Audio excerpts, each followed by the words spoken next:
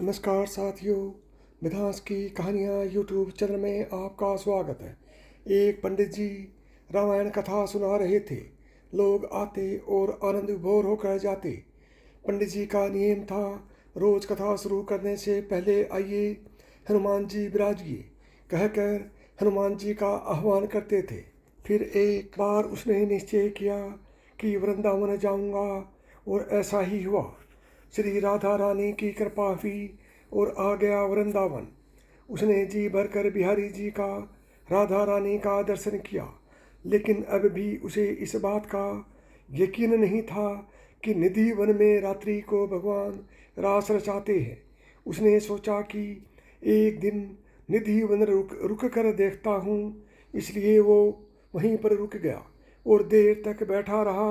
और जब शाम होने को आई तब एक पेड़ की लता की आड़ में छिप गया। जब शाम के वक्त वहाँ के पुजारी निधि वन को खाली करवाने लगे तो उनकी नज़र उस भक्त पर पड़ गई और उसे वहाँ से जाने को कहा। तब तो वो भक्त वहाँ से चला गया, लेकिन अगले दिन फिर से वहाँ जाकर छिप गया और फिर से शाम होते ही पुजारियों द्वारा निकाल दिया गया। और आखिर में उसने निधि वन में एक ऐसा कोना खोजा जहाँ उसे कोई नहीं ढूंढ सकता होता, और वो आंखें मूंदे सारी रात वहीं निधि वन में बैठा रहा।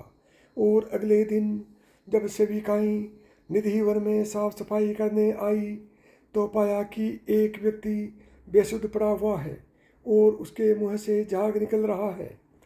तब उन सेविकाओं ने सभी को बताया तो लोगों की भीड़ वहाँ पर जमा हो गई और सभी ने उस व्यक्ति से बोलने की कोशिश की, लेकिन वह कुछ नहीं बोल रहा था। लोगों ने उसे खाने के लिए मिठाइयाँ आदि दी, लेकिन उसने नहीं ली और ऐसे ही वो 3 दिन तक बिना कुछ खाए पिए ऐसे ही बेसुध पड़ा रहा। और 5 दिन बाद उसके गुरु, जो कि गोवर्धन में रहते थे, बताया गया। तब उसके गुरुजी वहाँ पहुँचे और उसे गोवर्धन अपने आश्रम में ले आई। आश्रम में भी वो ऐसे ही रहा और एक दिन सुबह सुबह उस व्यक्ति ने अपने गुरुजी से लिखने के लिए एक कलम और कागज़ मांगा। गुरुजी ने ऐसा ही किया और उसे वो कलम और कागज़ देकर मानसी गंगा में स्नान करने चले गए। जब गुरुजी स्नान करके आश्रम में आए तो पाया कि उस भक्त ने दीवार के सहारे लगकर अपना शरीर त्याग दिया था और उस कागज़ पर कुछ लिखा हुआ था। उस पर लिखा था, गुरुजी मैंने यह बात किसी को भी नहीं बताई, पहले सिर्फ आपको ही बताना चाहता हूँ। आप कहते थे न कि निधि वन में आज भी भगवान रास रचाने आते हैं, और मैं आपकी कही बात पर यकीन नहीं करता था। लेकिन जब मैं निधि वन में रुका तब मैंने साक्षात बाके बिहारी का राधा रानी के साथ, गोपियों के साथ रास रचाते हुए दर्शन किया। और अब मेरी जीने की कोई भी इच्छा नहीं है। इस जीवन का जो लक्ष्य था वो लक्ष्य मैंने प्राप्त कर लिया है, और अब मैं जीकर करूँगा भी क्या। श्याम सुंदर की सुंदरता के आगे ये दुनिया वालों की सुंदरता कुछ भी नहीं है। इसलिए आपके भी चरणों में मेरा अंतिम प्रणाम। स्वीकार कीजिए, वो पत्थर जो उस भक्त ने अपने गुरु के लिए लिखा था आज भी मथुरा के सरकारी संग्रहालय में रखा हुआ है, और बंगाली भाषा में लिखा हुआ है।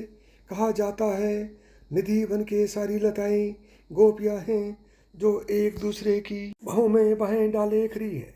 जब रात में निधि वन में राधा रानी जी बिहारी जी के साथ रास लीला करती है तो वहाँ की लताएं गोपियाँ बन जाती हैं और फिर रास लीला आरंभ होती है।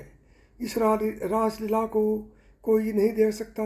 दिन भर में हजारों बंदर, पक्षी, जीव जंतु निधि वन में रहते हैं, पर जैसे ही शाम होती है सब जीव जंतु बंदर अपने आप निधि वन से बाहर चले जाते हैं। एक परिंदा भी वहाँ पर नहीं रुकता, यहाँ तक कि जमीन के अंदर जीव चींटी आदि भी जमीन के अंदर चले जाते हैं।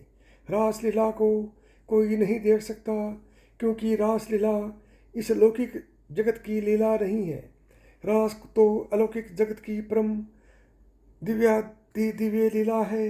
कोई साधारण व्यक्ति या जीव अपनी आँखों से देख नहीं सकता। जो बड़े बड़े संत हैं उन्हें निधिवन से राधा रानी जी और गोपियों की नुपुर की ध्वनि सुनी है। जब रास करते करते राधा रानी जी थक जाती हैं तो बिहारी जी उनके चरण दबाते हैं और रात्रि में शयन करते हैं। आज भी निधिवन में शयन कक्ष है। वहाँ पुजारी जी जल का पात्र, पान, फूल और प्रसाद रखते हैं और जब सुबह पट खोलते हैं तो जल पीला मिलता है, पान चबाया हुआ मिलता है और फूल बिखरे हुए मिलते हैं। वृंदावन धाम या बरसाना कोई घूमने फिरने या पिकनिक मनाने की जगह नहीं है। ये आपके इष्ट की जन्मभूमि, लीला भूमि व तपोभूमि है। सबसे खास बात यह है, ये प्रेम भूमि है। जब भी आओ इसको तपोभूमि समझकर मानसिक व शारीरिक तप किया करो। शरीर से सेवा व वाणी से राधा नाम गाया जाए, तभी धाम से आना सार्थक है। एक अद्भुत मस्ती, ताकत व आनंद से लेकर वापस जाया करो। आपकी धाम निष्ठा में वृद्धि हो, इसी कामना से बोलो जय श्री राधे कृष्णा।